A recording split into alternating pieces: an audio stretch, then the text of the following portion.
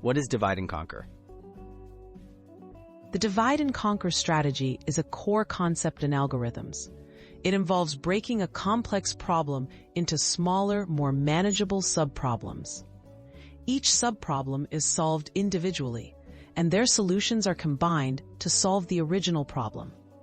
This approach makes difficult challenges easier to handle, especially when the same technique can be applied repeatedly to each smaller part.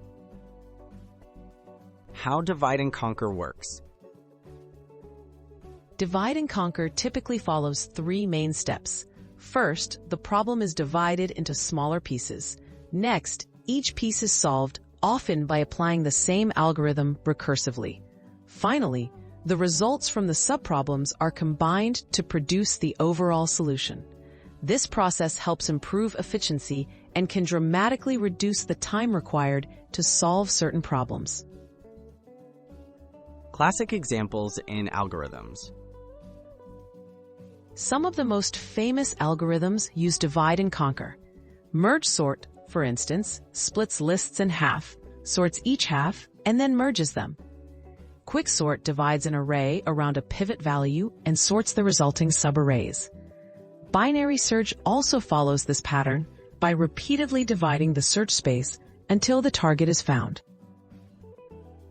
Advantages of divide and conquer. Divide and conquer often simplifies complex tasks and can lead to more efficient algorithms.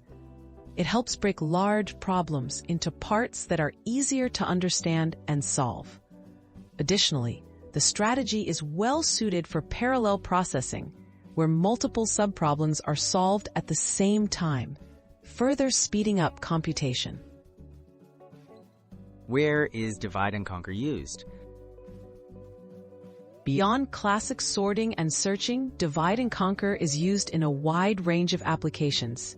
These include matrix multiplication, image processing, and solving mathematical problems like the fast Fourier transform.